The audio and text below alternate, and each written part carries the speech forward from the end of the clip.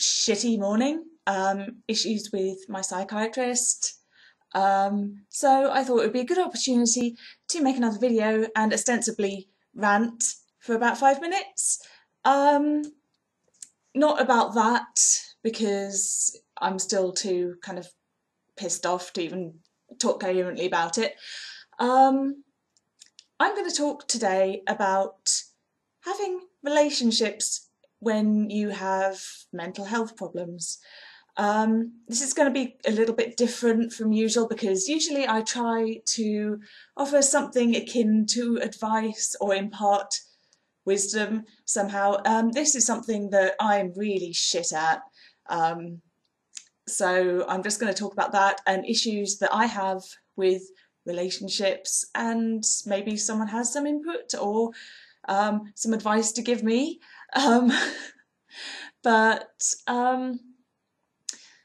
Okay, if you are mentally ill, having a relationship is more complicated than if you're not.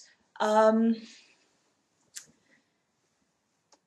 problem is, first of all, you will attract people who somehow have this idea that it's romantic, that you're depressed. Oh, that's beautiful, that's so romantic, talk to me about it, tell me all of the problems you have, it's fine. Okay, first of all, if you're like that, I would like to take this opportunity to invite you to go fuck yourself with something hard and sandpapery, because fuck you. It's not romantic, it's not beautiful, it's not something to be fetishized, it's something horrible that people have to live with, and it fucks up their lives. And you know what? Yeah, okay, maybe I do have a way of expressing myself that's, I don't know, that you like, or I'm able to write nicely or draw nicely. That has nothing to do with the fact that I have bipolar disorder. Nothing to do with that. It's just because I'm naturally awesome. If anything, the bipolar disorder gets in the way of that, because when I'm depressed, all I can do is essentially lie in bed and cry, and it's the least productive thing ever. So no, I mean, maybe it gives me insight into what it's like to be really fucking miserable, but quite frankly, I could do without that. So to have someone come along, I mean, I've actually had people come up to me and say, oh wow, I wish I had some kind of depression so that I could express myself like that, or I could talk about these things. And it's like, no, fuck off. No, you don't. You do not want to be mentally ill. Stop it. And you don't want to, I don't want to be in a relationship with someone who thinks that that's the interesting thing about me. Fortunately, I'm pretty good at spotting those people now and steering clear of them. Another type you attract are the ones who think that they are the special ones who are going to save you.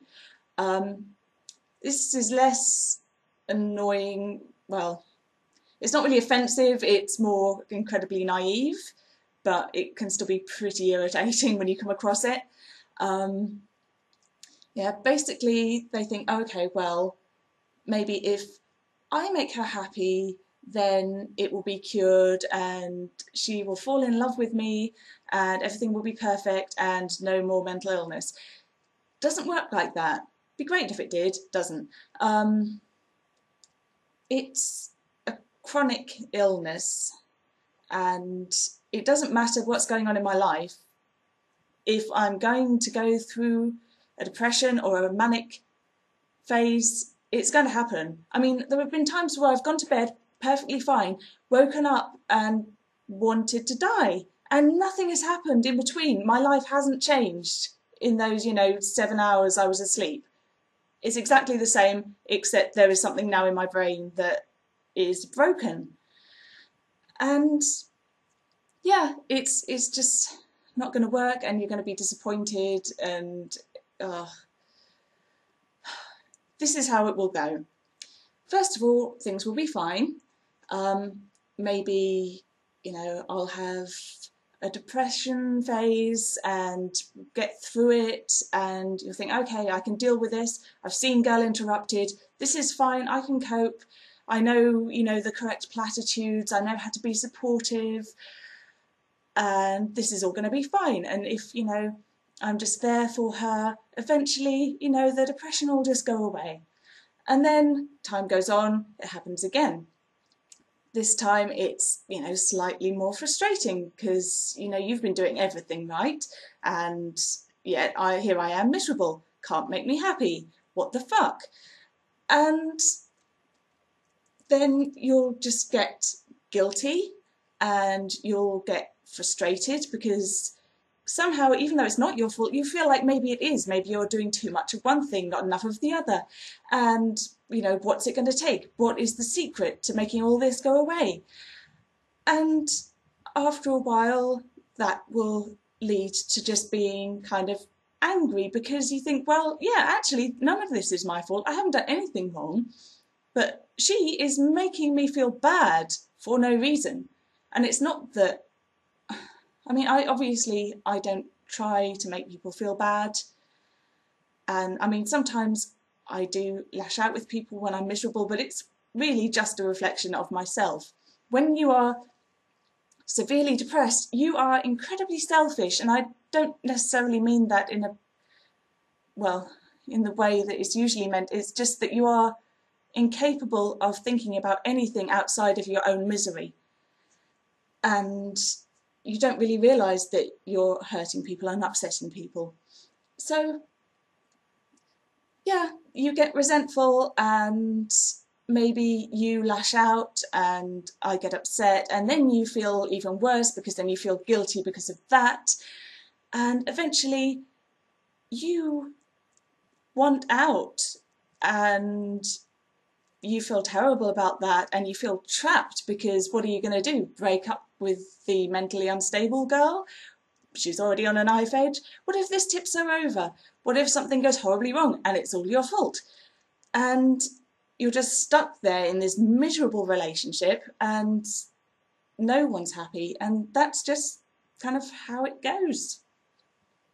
And, obviously there are people who have mental health problems who are in very happy relationships and they can make it work. And there are some people out there who can cope with people with mental health problems and you can get through it together, and that's fantastic. I love that. But it's much easier to find people who think that they can do that than people who actually live up to that.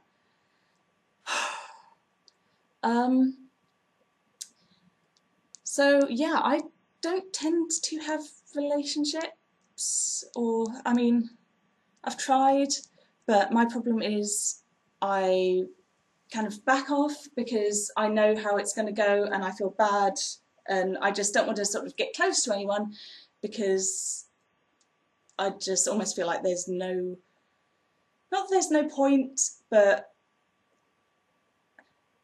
it's hard enough kind of getting through it for yourself, but when you add the guilt of making other people feel bad to that and having to be strong for that other person because you don't want them to suffer because of your illness, it just makes things more complicated and difficult, and to be honest I just can't deal with it. So I'm quite happy with any relationships I have being strictly casual and superficial. I don't really want anything more than that. Frankly, finishing off a PhD, I don't have the time or energy to spend on anything other than that and sleeping.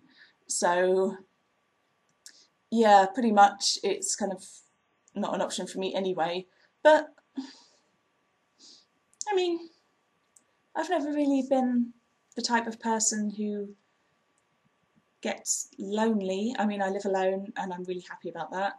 And to be honest, I'm quite happy to never really be in a relationship. I'm not that bothered about it. But yeah, I know that there are some people out there with my problems, similar problems, who maybe do want to find someone to be in a relationship with and have similar issues to me. Yeah, basically this video is to say I can't help you out there. I've got no fucking clue. If someone has the secret or a secret, I don't know, comment on the video, or yeah, sorry, I am just pissed off today. I mean, I haven't even got dressed yet and it's 4 in the afternoon and I have to go out soon. So yeah, yeah, relationships, don't have a fucking clue, basically. It's what this is about. Sorry.